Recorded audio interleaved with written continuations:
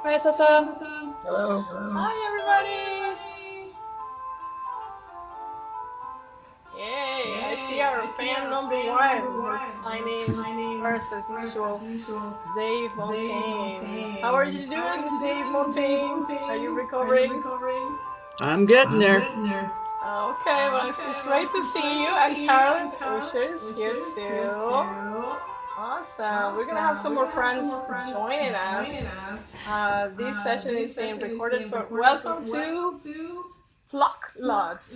Although I have temporarily changed the name to Plectrum Lot just for today because we are going medieval. We are going medieval. But let me tell you what Pluck Lot is. For some of you that have not been here before, Pluck Lot is online social that I created for the Lit Society of America.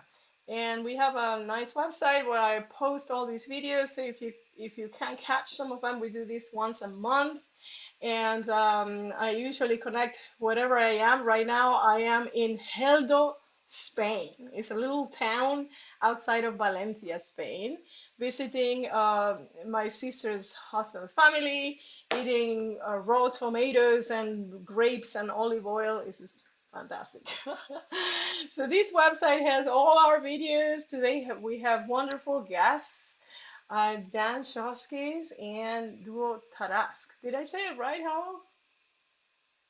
All right. And I always like to have people that have been doing very interesting things with lutes and also newer groups like Duo Tarask.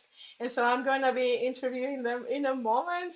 But I also want to tell you that next session, this is our fifth Plucklet. Next section, we are going to have Lauren Schuett. And the special guest organization is his duo, Bethlehem. They've done a lot of recordings of English and Italian music. It's just fantastic, and they're going to be talking about their work and their recordings. So welcome, Dan Shoskis. He's a YouTube celebrity. Tell me, Dan, what is the secret? I've asked you this lately, but what is the secret to get so many views? Well, I mean, up until recently, I had a lot of views because it was just the amateurs who were posting videos in the early days of YouTube. Professionals had this sense that unless it was a perfect, polished performance, they couldn't upload it. So it was the amateurs like me plugging away that were the only ones uploading. Nowadays, the professionals have cracked the code, of course, and most professionals will have websites or YouTube channels that literally get hundreds of thousands, if not millions, of views. And I'm certainly not in that league. I just kind of plug away with my few hundred to a few couple thousand views. Kind of the niche audience that's interested in this kind of music. So yeah, what I really love about your videos, Dan, and again, yes, I play lute and I'm fairly new. I've only been playing lutes for 10 years.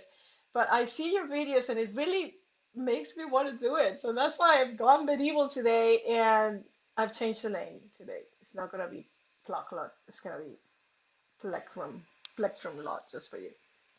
Anyway, I was just in Cuenca, Spain, and someone Pastor, he was teaching me how to play with the plectrum, and it's because I've been inspired by you, Dan. I saw your videos on YouTube. I was like, that's so amazing. I want to do that when I grow up.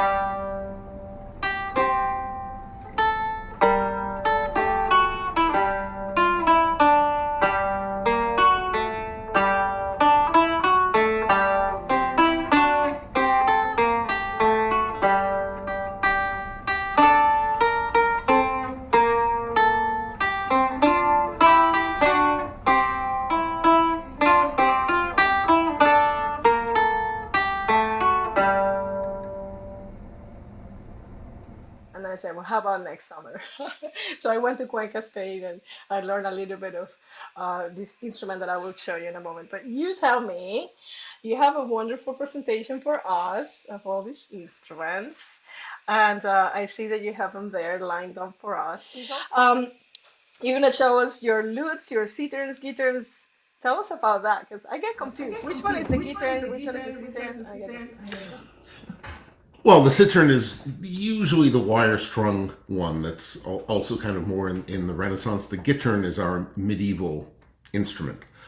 Well, thank you for having me on. The reason I'm sort of, excited to share this is because while many lutenists in Europe, students and professionals, will play the medieval instruments, it's really quite rare in North America.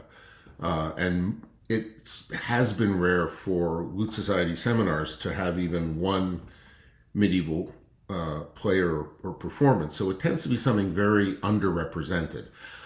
I sort of got bitten by the bug a couple of years ago and have immersed myself in this world. And it's, if you want to play with others and play with students and singers, sorry for the mixed metaphor, but medieval's having a renaissance in North America. And so there are a lot of performers out there who are very interested in this music. And I think when you start to immerse yourself in it, you see there's a lot of really great rep.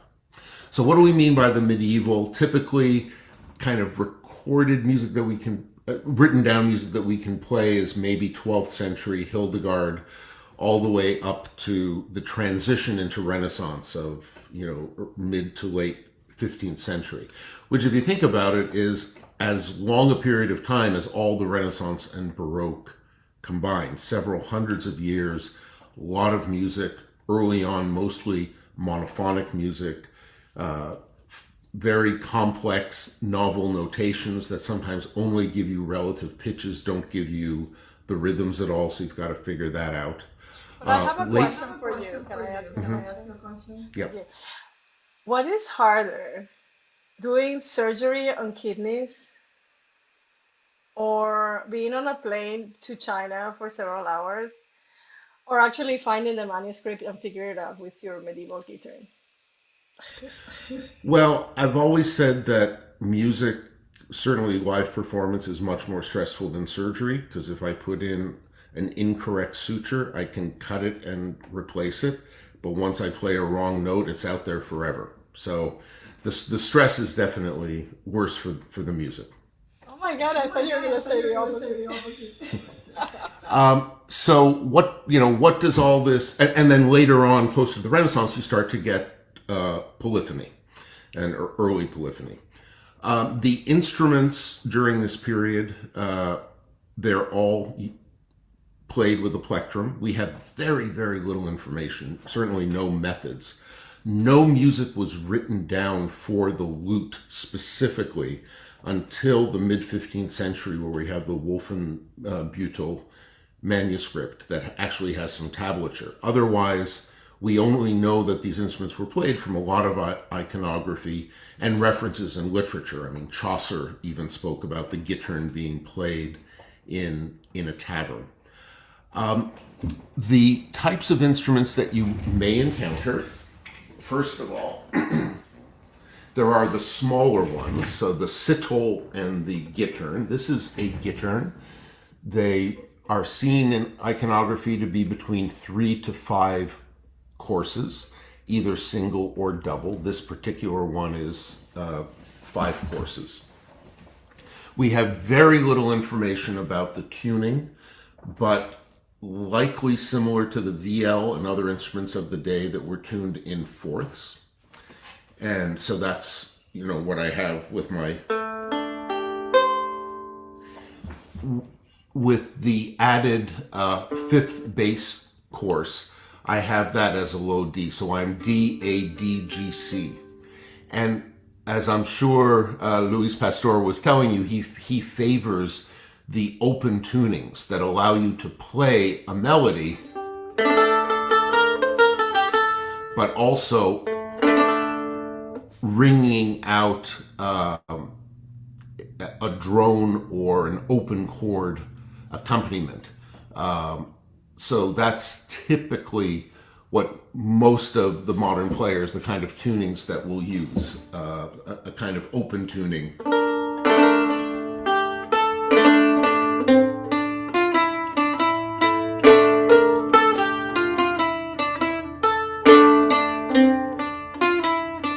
So that you can have it a drone going on over and over. So in terms of plectrums, again, we have a lot of evidence from iconography of different things. This is a risha, like one would use for an oud, which can be held and is rather flexible. This is actually a great idea. It's a folded over string. We can see pictures of these tied with a knot and then held. This idea that Pepe Frana told me about was using some electrical tubing, which you put electrical wires in, and then when you heat it, it shrinks down. And so it's just very comfortable to hold. So typically between your first and second finger and then against the thumb, it really looks like thumb under, which is probably where it came from. And then you go back and forth, and you can get quite a bit of speed. So is the Plectrum, does it change the quality of sound? Absolutely, depending how rigid it is. I think, with a risha, you get a much more punchy sound.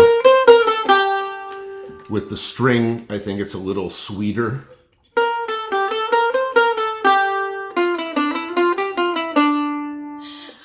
Let's see. So I just got that instrument. This is one he hadn't taught me yet how to hold the plectrum. So obviously I'm holding it like a pen. Then I learned that it's in between my first and second finger, and then I was, I really worked at it. But he said that this is one of the earliest instruments in the northern Spain, and for the repertoire we were doing, which was the music surrounding the Saint Beckett. And so we were playing this instrument, Stuttgart, I think Benito couldn't come today, but his website will be available soon, so you can see the instruments he makes. It's really beautiful. And it has a very resonant sound. And it was tuned in G with a re-entrant tuning. So I'll show you later how it sounds. But I see you. Hi, I'm Sasa, and I'm at Mirabilia in Cuenca, Spain. Well, I, of course, found all the plucks that I could. And here is Asier. Tu nombre es Asier. Asier. Asier tiene toda una colección. Cuéntame de la colección, Asier. Voy a mostrar aquí.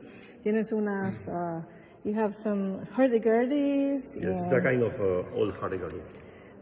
It's called organistro. Organistro. It's an instrument from the 12th century. Beautiful. Other kind of hurdy-gurdy, which we call symphony. Oh, that's so beautiful. Which came from the 13th century. Yeah. Ahora, I'm more interested. I know you have some viols in here. I'm going to skip. Sorry, bow players. But I'm here for the plucks. So show me all the plucks instruments that you have. Oh my God. I've tried them all. It's amazing. This is the instrument we call medieval guitar.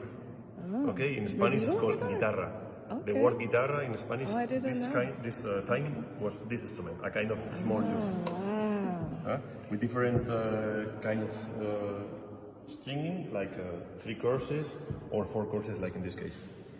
Yeah. And these other stringed instruments are called cetera in Italian, which is theater. Okay, like the word theater. It's a 4 strings. Beautiful. And your instruments, I've tried them all. They have such beautiful resonance. And how can we find you? We have your website. We'll put it right there. Yes. And so if someone was interested on any of these plucks, we just send you an email. And yeah, okay, that's beautiful. So, and this one is called Stuttgart. The Stuttgart. Okay. You have another instrument, but before you show me that instrument, let me just say hi to Howell and Luce. Did I say your name right, Luce? Yeah, yeah. Thank you for coming. And you also have a medieval lute, just like Dan, right? What kind of plectrum do you use? So like Dan was saying, looking at the iconography of usually being able to see that either a flat white or a small white plectrum that people use, I'm using ostrich quill is usually what I am typically using. So I have two different grades of the lower end of the quill that's closer to the body of the ostrich.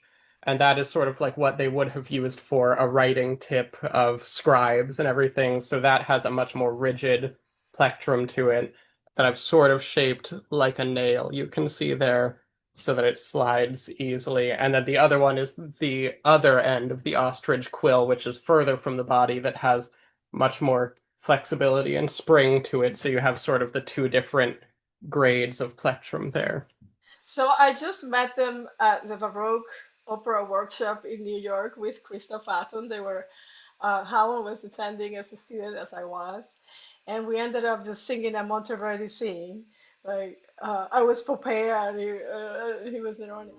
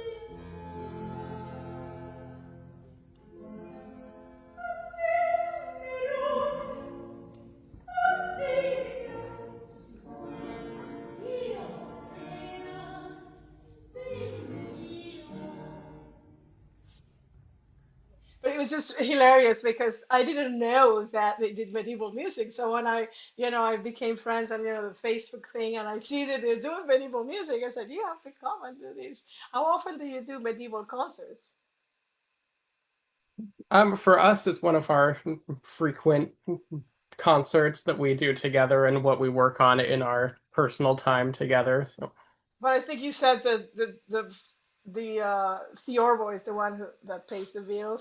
yeah, that's definitely the workhorse. But what medieval Yeah. concerts we can do, we definitely take. It's Yeah, good pay. Well, I'll ask like you more Dan was questions, but saying. I'm curious now about what Dan is holding. And you're holding a medieval lute, and what's the difference between a medieval lute and a Renaissance lute? Obviously, the amount of time, but for some people that they don't know. Sure. So this is 5 courses. Again, it can be tuned in an open tuning, but I've chosen to use the quasi Renaissance tuning, so the left hand positions are familiar. But again, played with the plectrum. It's certainly there's no reason why someone couldn't take a 6-course lute with a plectrum and play this music if you want to start to get into it. But it's a smaller lute. The stretches are easier. The sound with the plectrum is a lot punchier. Again, while I mentioned that the manuscripts can be very daunting, there is a huge amount of music that already has been put into modern notation and is very accessible. There are some basics that you probably should learn to feel comfortable in this repertoire, knowing what modes are, what modal music or a hexachord is, knowing the concept of musical ficta, which is that certain notes were assumed to be flat or sharp and they didn't necessarily write those in. But there really isn't a huge barrier to getting into this instrument, and there is a lot of really fun music to play, which, again, for lutenists, at least in North America, we've not had a lot of exposure to. That is fantastic. And I'm going to put a list of resources that Dan put together in the chat. And again, don't worry if you miss any of this information, it will be in the website sasasounds.com/Pluck Lot of repertoire and music that we could find. And you were saying that with MuseScore, you could, I didn't know that MuseScore had medieval music. Can you tell us more about that? So MuseScore, is this free program that you can use notation, and it actually works quite well for tablature. There's a community at musescore.com where people upload scores. Many of them are free to share. Others you have to have a small annual fee to access. But there are a few people in that community who seem to be very serious medievalists. One person in particular who doesn't share his name, it's just his logo, that he's put well over 100 pieces. And obviously this person knows their stuff because the ficta is there and everything is really well researched. The great thing is that once you have it in MuseScore format and download it, whatever funky clef it's in, you can very easily change it to our more familiar clefs, or even entabulate it, or turn it into tablature just with a couple clicks in MuseScore. So there's hundreds of these works that are very accessible that way. That is really cool. And I just want to say hi to two people that I have not seen at the Pluck Lot. So hi Bennett, where are you joining us from? Hello. So I'm joining from Madison, Wisconsin. Awesome. Are you a plucker or a Yes, picker? I'm currently a plucker. Are you willing to transform? Are you willing to go to the other side? Well, I mean, I feel like I have considerable improvement on the 6-course lute to make before that, but yeah, I certainly I love the repertoire and I love the sound of the Plectrum lute. So one of these days, hopefully. That's really neat. Well, thank you for joining us today. And there's someone else in here I haven't seen. Juan Pablo Pira, where are you joining us from, Juan Pablo? Guatemala City. Guatemala, vaya. Ya, ¿Cómo están por allá? muy bien. Hace calor. It's hot over No, there as fuck frío. as it is here. Está lloviendo ya. It's raining. All right. Yeah, it's So raining now. tell us about you. How did you hear about the Pluck Lot and what made you come see Plectrum Lot today? Well, actually, I play a baroque guitar. Oh, I don't see. I don't think you can see it here. Well, Because of the background, yes. yes, because of the background. But I have a baroque guitar with me right here, and I'm also getting into plucked instruments. There are some local plucked instruments which are sort of finding their way out again. There is this guitarrilla huehueteca, which we are in a project to revive it. And well, you might be hearing Guitarrilla also. huehueteca. I'm gonna have to have you back, and you have to tell us all about that because that's really Sure, interesting. I I'm will. so much into colonial music. I just love it. So thank you for joining today. And Nancy Carling, Lute Society of America editor, is here. Nancy, what are the news on editions about medieval music? We want to know. I'm just interested in medieval music as a listener because there's so much music out there that I've gotten distracted by a number of other subsets of the lute music world, and like I'm just starting to think about transitional tunings, for instance, and there's only time for so much, and you have to make these decisions, and it's really hard. Yeah, well, that Orpharians are just need to be thought of as flat-backed wire-strung lutes. They're not all that different from lutes in many respects. And maybe Dan could answer this question, which is, you know, maybe there were some wire-strung medieval instruments that were happening in the 12th and 13th century. Maybe you own one. I don't know. I know Kenneth. He has a whole collection. Yeah, Kenneth would be the one.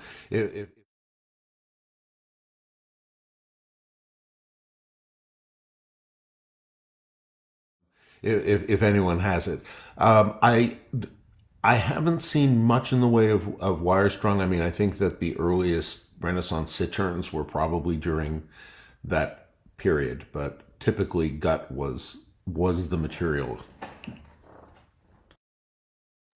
And we do have one small mention from Tinctorius right at the very end, like in the middle of the 1400s, as the end of the Middle Ages, where he says sometimes they're strung in wire, and that's all we get. It's just that tiny little drop of information of lutes specifically. And talking about instruments, I was going medieval for sure. At the Cuenca, Spain festival that happens, it's called Mirabilia. If you want to learn everything about medieval music in a friendly environment with wonderful people in an amazing town of castles and cathedrals and wonderful food, just go to Cuenca, Spain. It's amazing. So this is the Stuttgart cycle that I was playing, and then he had some Italian ones, and I think these are like the ones you have, right, Dan? Some guitars at the end of that line. Yes, those two are gitterns. One, it looks like with a floating bridge that is Rebec-like, and the other with the fixed bridge like I have. I actually have a citole on order with him, so if I'd known you were going there, I'd pick one up. Oh, okay. Yeah, he told me that he's working on it, so it wasn't ready. So even if you asked me. Chambre d'honnêteté, de merci mérite de pitié. Dieu vous saute, Vierge pure, qui nature d'engendrure et porture, surmontée par vos bontés. So I just, for anyone who wants to delve into this world, I just put a few sites that I found useful. If you're looking for music to try right away, that Timothy McGee's book from the 90s, Medieval Instrumental Dances, is great. It's filled with dances that in standard notation that are easy to play. There are a couple books put out by a fellow named Al Coffrin at that website that also have, again, there are a lot of choices in medieval music, and just like with Continuo, if someone else is making those choices, it's not as ideal, but that's fine. When you're starting, you need someone else to make the choices, and these are great collections. And then, as I said, a few of the online repositories, and also a reference to the LSA Quarterly that has Mark Levon's essay and tablature of the very, very first lute tablature. I've also included the names and contacts for several teachers. Of course, our LSA president, Mark Rimple, is a medieval player and can give Zoom classes, but also these others. And then finally, a website that has a lot of information. It tends to be kind of idiosyncratic to the writer's opinion, but a lot of valuable stuff there too. Well, thank you so much for everything you're doing for the lute community, and also to expand our knowledge on medieval instruments. I just love the videos, and then you put all the different tablatures in the background, and all of a sudden you're like listening to this, and plop, something pops in one side, and it's like, ah, it's so cute. Anyway, I was just one of the things we did during the festival I went to. We went to the Ucles Monasterium.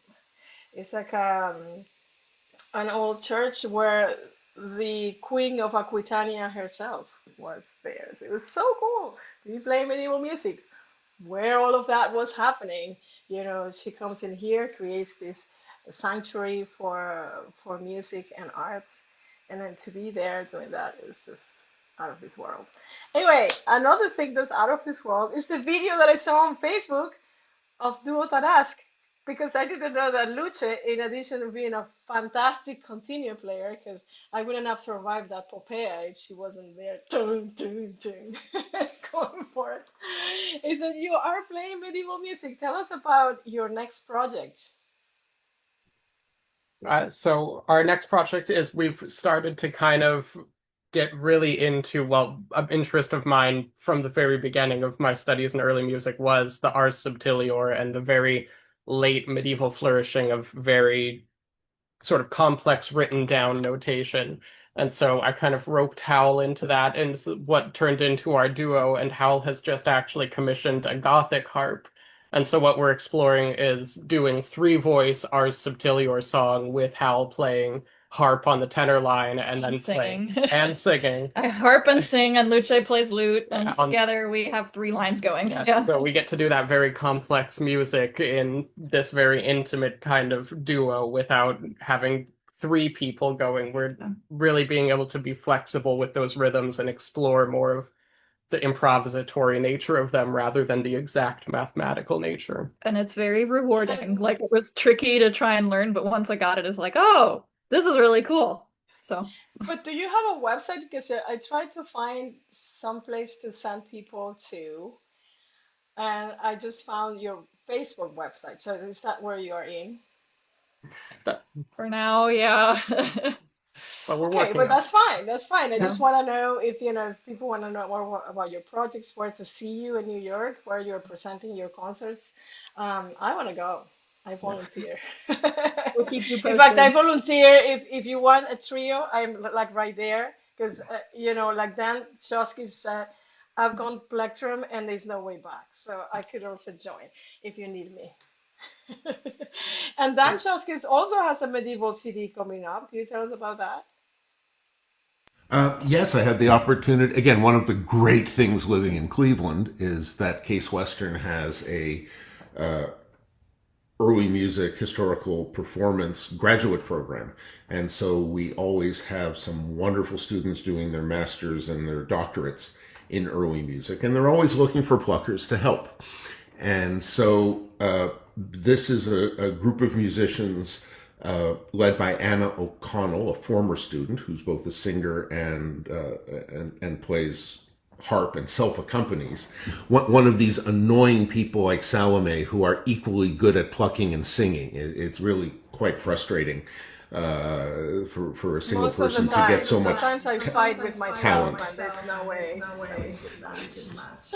So we just recorded a new CD of medieval music about 3 weeks ago, and hopefully it'll be ready for release before the end of the year. Mostly Germanic, Oswald type music with a little bit of Hildegard thrown in. I look forward to hearing that. And is it going to be printed as a CD or only streaming? Both. We're going to print as a CD and then put it on the streaming sites. Well, please do send all that info because I would love to add it to the website. Thank you. I'll toss a couple unlisted videos of takes from the recording into the chat if anyone's interested.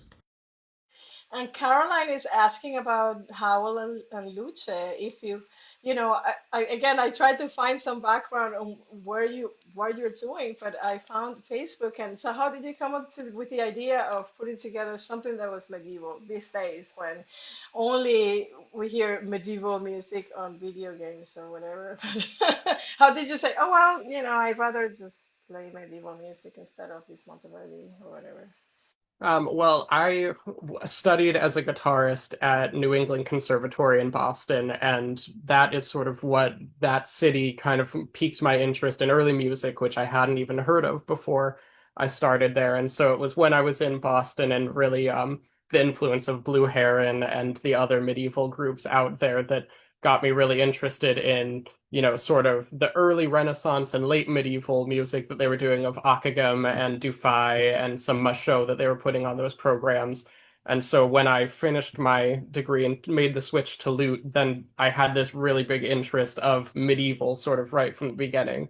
And then when I went to Indiana, where I met Howell at Indiana University, then I said, oh, here's this amazing singer. At the time we weren't together, and I said, I can rope them into doing all this medieval stuff with me. So that was sort of the beginning of our duo from that. Yeah, and I mean, my training was like all Baroque. Like, I mean, and my mom is a harpsichordist, so like I had grown up doing a ton of Baroque music, and had little to no exposure to medieval music. But Luce showed me some really cool troubadour songs, and it was just that was it.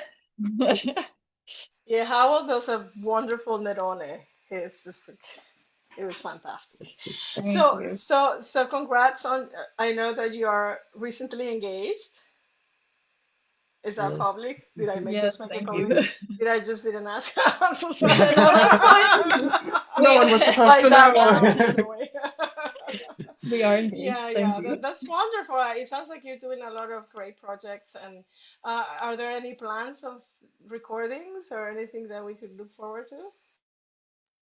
Yeah, do you want to? Well, for our medieval projects, we are planning a recording of sort of the high Middle Ages of Trecento music from Italy, and also pairing that with Guillaume de Machaut and that really high Baroque flourishing that, and the dialogue in between, sort of using the Faenza Codex as that sort of dialogue of France and Italy in the high Middle Ages, and what Machaut was taken to Italy and kind of turned into this decorated things, and then all of this Chicona and Italian influence that went back to France and how that dialogue happened. So we're planning a recording of that, and then we'll also have a Baroque recording that we're planning. Luce strong-armed the librarians at the Polish National Library into sending them a scan of this book of Monody by Saracini, because I guess he's got some pieces for lute in it.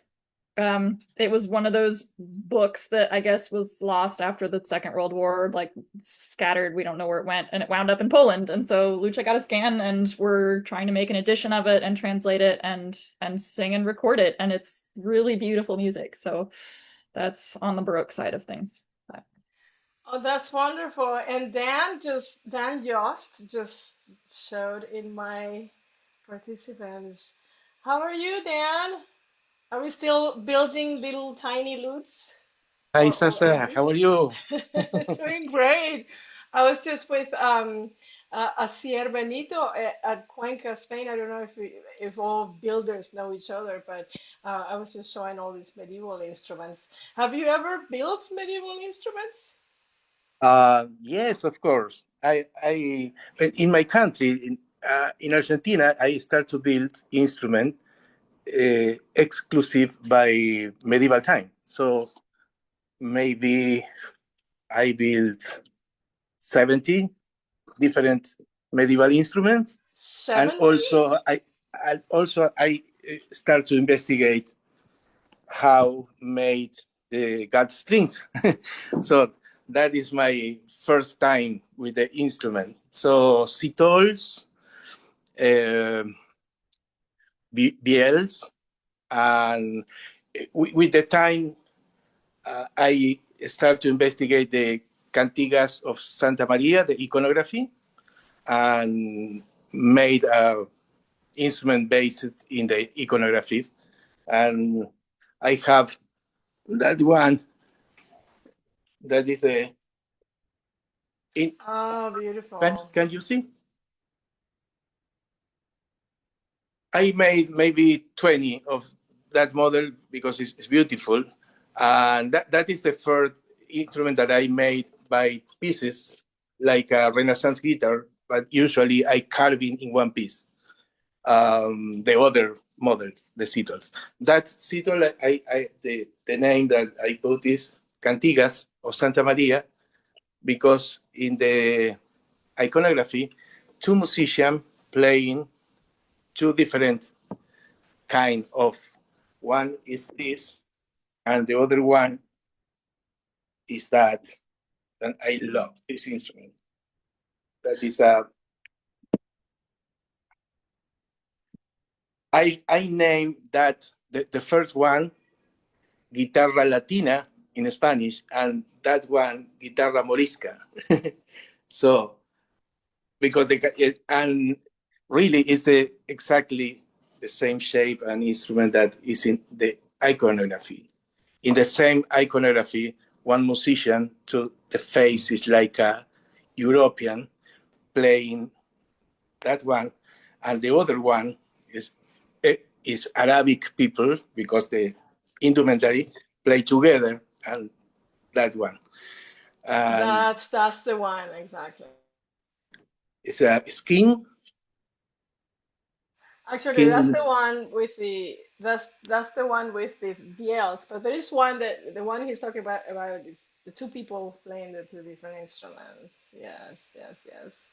And by the way, I'm gonna put here. Thank you, Dan, for showing us. I didn't know you had medieval instruments. I need to check it out because I was like, yeah. And if it's a Santa Maria Cantigas, I'm all for it. Um, it's really funny because it starts saying that you're a doctor because you're a kidney surgeon. Is that what you do for a living, Dan? I Yeah, know. I'm a urologist. Yeah, Urologist. yeah. Okay. And then it's just really fun. I need to show you guys. But the link is there. It's like here's him doing surgery, and then right under he's just playing an arch flute or a theorbo. What is that? A theorbo? I think that was an arch loop back then. Wow, well, that's like a power continuo there. There's like Bill Sims and oh, I forgot his name. Brian K. Brian Kay, who also plays lots of medieval instruments, right? Yes, and oud very well. And oud. And then here you are like playing. Is it a Baroque tuning? You also do Baroque tuning. Yes. Wow, so you've done it all. That's amazing. Yeah. So and his YouTube channel has fantastic. How many? I think I've lost track. You've been recording things since 2019 or 18. When did you start doing YouTube videos like that? Ooh, it's been a while. I was definitely an early adopter. I think I have over 600 videos by now.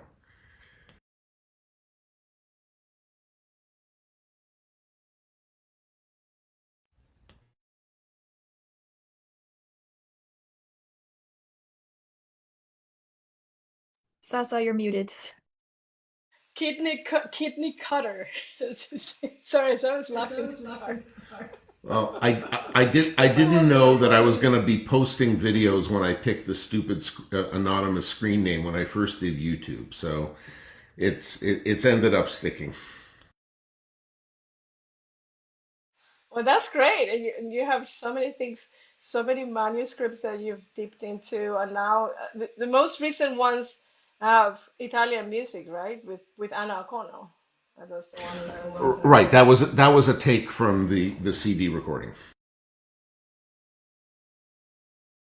Awesome, fantastic. Let's see. Oh, I think I have some. Oh, and also, sorry, I just laugh at my own jokes, but I'm not gonna say them all because it's ridiculous. All right. So that there's Dan Shoska's link. Not really questions, but you had mentioned way back at the beginning of this session about medieval music going into the loot fests and things like that. That was one of the comments that I made to both Mark and Jason. I wasn't able to attend the online when it was happening because of my surgery, but I bought the package and watched all the videos and things. One of the things I noticed with that was that it was heavily Baroque oriented. There was not a lot of Renaissance going on. So I said maybe for the next time we could look more at the Renaissance and the medieval, since those are actually the precursors to all the Baroque things that we're doing now. And I do have a large interest in medieval music. I've got multiple recordings on the Numa label of the Cantigas. I have I think it's Hidalgo is the author. It's 4 very large volumes. The first volume is the facsimile of the Cantigas. The second one is the modern transcription, and the last 2 are notes and other things on that. And that's one of the books that I've got sitting out most of the time. Do you want to comment on that, Dan, or Lucia or Howell? Well, first off, at Amherst, which is an LSA associated meeting, not a standalone meeting, there was quite a bit of medieval, and Mark Rimple led some classes in musica ficta, in the Ghanaian, I don't know how to pronounce it, hand. So I think we're going to see more because the interest is there, and quite frankly, if you're going to be a professional player, it used to be, as Pat O'Brien said, that the Theorbo was the pickup truck of the loot world. That's the car you have that helps you make money. If you play medieval loot, there are a lot of ensembles that are looking to hire people, and there are maybe 3 or 4 tops in North America who can do that. Many more people who can play Theorbo. So it's definitely a niche worth exploring. Transitional tunings, not so much, but I think learning the medieval instruments will get you hired. I ate too much paella. Okay, go.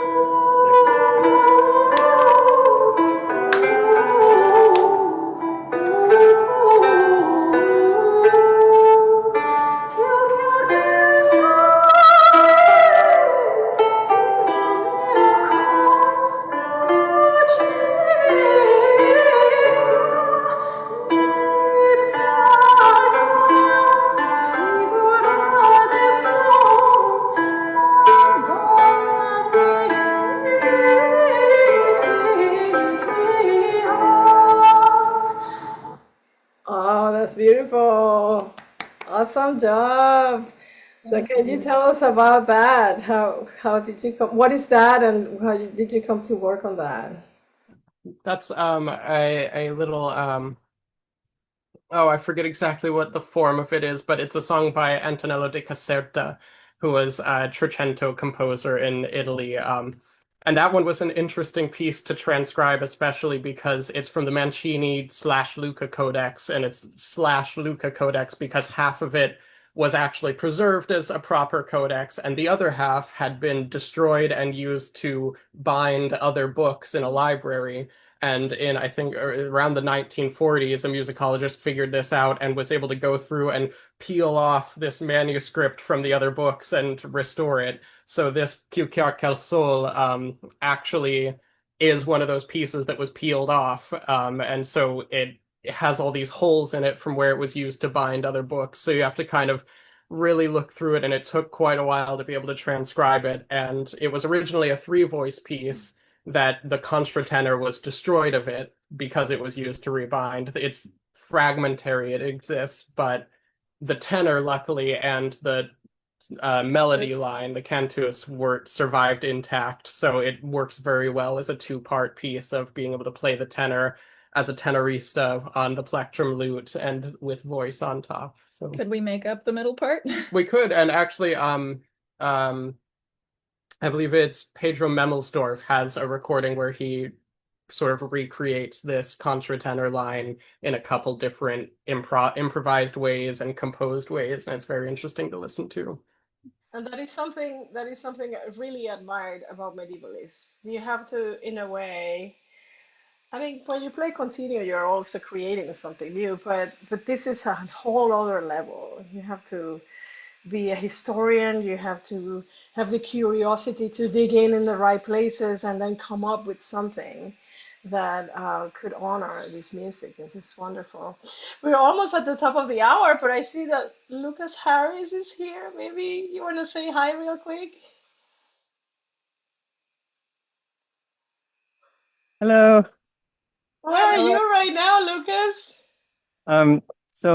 Sorry, I completely forgot about the meeting today, and my family is at this kind of butterfly festival.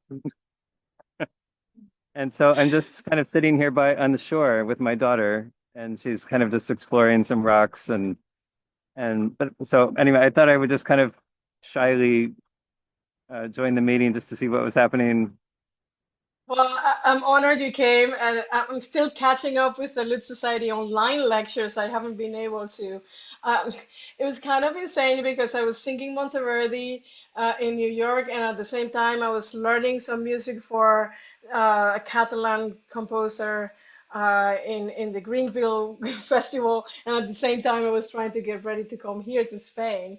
So I didn't have time to see the lecture. I really wanted to see which was the one you did about women luthists. So I look forward to do that next week when I have some time here in this trip. That is kind of insane. But I almost forgot to. I was eating some paella and drinking some sangria, and I was like, I thought I had something to do today. Oh, don't worry about it. 6 p.m. The time change right now is here. It's like almost 8 p.m. and over there it's like what? Almost 2 p.m. So Well, send me. I mean, if you have time to watch it, that's great. If not, send me an email and I'll share with you my PowerPoints, and you can just kind of go through it quickly. Oh, well, thank you. I think I do have access to that because I have the comprehensive Okay, yeah, I package. put the PowerPoint and my kind of research notes in the Dropbox. Yeah, I would definitely So catch up with that. It's lovely. But thank you for coming. And we yeah, have my pleasure. I'm sorry I didn't get here sooner. no I'm worries. gonna We've been just showing for our instruments and what we've done oh with wow, plectrums. Have you done any plectrums? Oh, what a beautiful sight. this is this is Lake Ontario. This is where I am right Lake now. Ontario. Nice. My daughter Beautiful. this is my daughter Daphne. She's just kind of hanging out. Lucas, I have to have you back because I think what you're doing is amazing. That project where you had an oud player and a pipa player. What was that about? I need to have you back and talk about that because it looks like an amazing Yeah, project of world music altogether. I Yeah. would love that. I would love that. And we're doing a little tour at the end of October. So we're gonna do something at University of Chicago, and then something at University of Michigan, and then something in Toronto. So if anybody is in those places, let me know and I'll send you the information. Absolutely. Well, thanks for joining. And Caroline, you had some questions about instruments or some other ideas that you wanted to know in a nutshell, how to recognize which one is which. Can we even answer that? I don't know if Dan can answer that. Well, I put the question in the chat, but which Daniel rightly says, it's a huge topic, and I thought maybe he could just maybe peg out the corners of it for us or something. But how do we know what a citole is? Or I mean, from the medieval sources, well, we have sculptures and we have artworks and so on that depict various instruments, and then, like Daniel said, well, I decided to call this a guitarra latinica because it's played by the Spanish musician, not the Arab musician. But how do we know what a citole is, what a gittern is? How do we assign? And before Because we all, answer that, you brought up a great point because we've talked about that before. And if you want to know more about Dan Shosky's, no, Dan Yoss instruments, check out our website, Pluck Lot.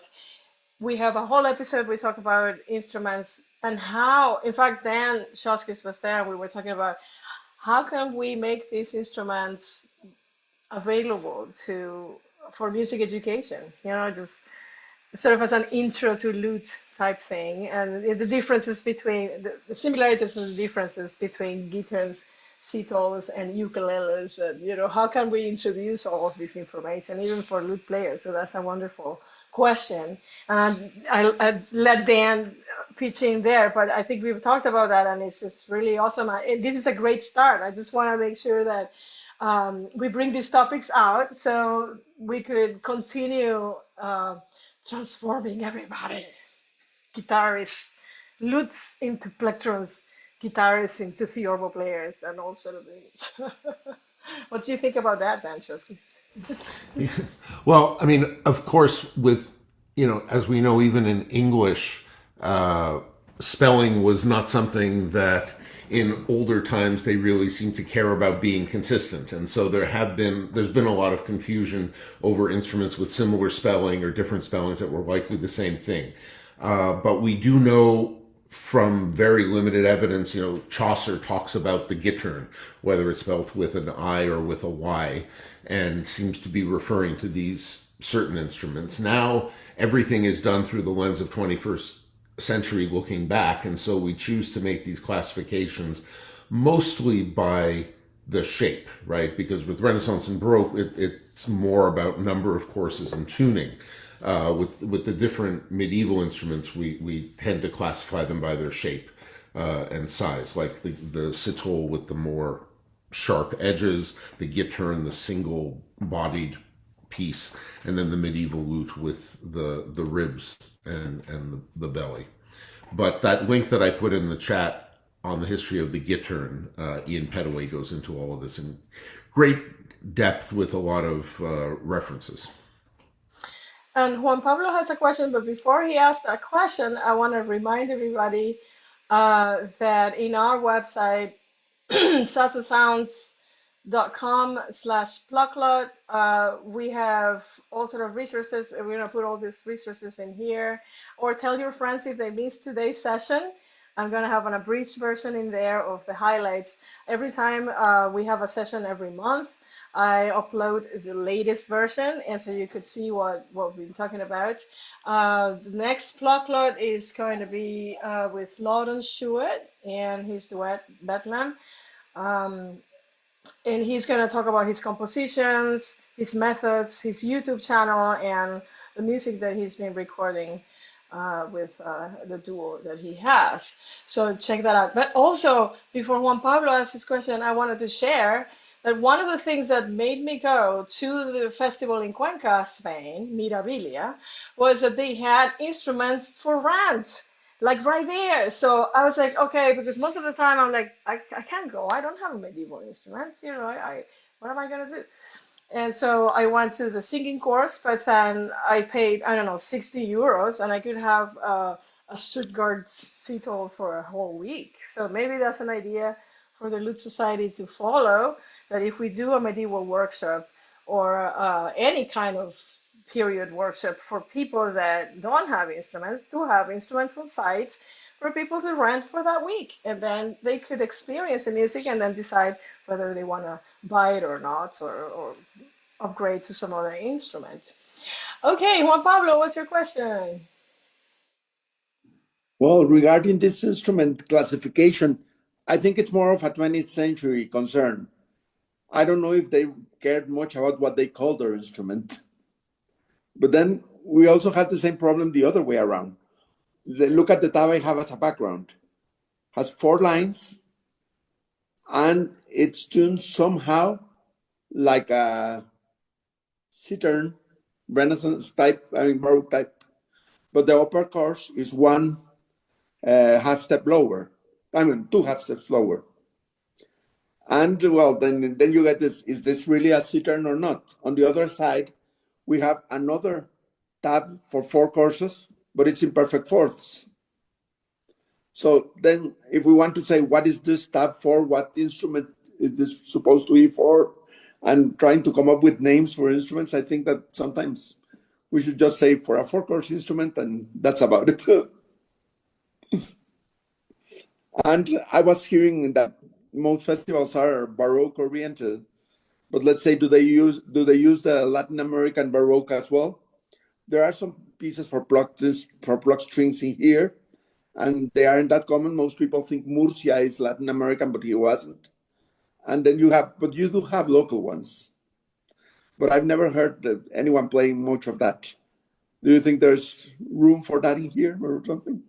Oh my God, I'm totally for that. In fact, Juan Pablo sent me an email. We have to talk about this. In fact, we have to have a whole session about this, and I would love for you to show your instruments, which are the derivative instruments from the early instruments in Latin America. I have my Venezuelan cuatro, which is not the same as the Puerto Rican cuatro. I think it was someone who tried to hire me and said, we were looking for a cuatro player. And I'm like, yeah, I play cuatro, but it turns out it was the Cuban cuatro, which is completely different. It has wire strings, and the Venezuelan cuatro has nylon strings in there for. So yeah, I think that we should make that connection right there. And big people like Jordi Sabal has, a lot of pejata, they're connecting the roots of everything that's happened in the New World. So we're about to end, but I don't want to. We're in such a mood here talking about stuff, and maybe we could give a few more minutes to our special guests. And so maybe Dan, you could tell us anything else that is coming up that you're doing that you want to let us know in the highlight editions. I will put all the links in there. Tell us where are you performing next? Not much for me. In the new year, I'll be performing with the collegium, the students at Case Western, which I said is always a pleasure. But we're actually doing a medieval program in November, so looking forward to that. Fantastic. So, oh my God, I have so much work to do, so much homework. I have to do a Lucas Harris session. I have to do a Juan Pablo session. I have to, yeah, I love Pluck Lot. I love it. What about Lucy and Howell? When are we gonna get together? I go to New York in February. Kenneth B has invited me to try all his medieval instruments, and we're gonna put something together. So maybe we could talk later. But tell us, what are you doing next? Do you have a concert coming up or something that we could find you? I mean, I think we're both gearing up to get pretty busy with the Baroque season coming up. So we've both got, I have a few things that I'm traveling for back to Toronto a little bit and a few things going on. Yeah, but we need to actually set up a medieval concert. Carve out some time for it. How about February? Yes, okay, let's do it. Let's do it. Let's pin something down and then we can actually advertise it. Senor. That's an inside joke. Just because we were doing Popea and he was narrow and I was Popea of the year. It's like an underage old rock going wrong. Anyway, no, I would love to perform with you. Everybody, every single one of you, please, I'm available. I'm here. Thank you so much, everybody, for coming and hanging out with us pluckers and plectrum players. We're going to have another session, so join us or tell your friends. And if they want to watch this episode, it will be on our website. Thank you very much, everybody, for coming. And Medieval Challenge. Pluck Lot. I challenge all medievalists to send a video playing their Plectrum instruments. Medieval challenge at Mirabilia. If you play medieval lute, cithern, guitar, or any plectrum instrument from medieval times, just send me a video so I could feature it in the next Pluck Lot, which will be Plectrum Lot. I'm going medieval.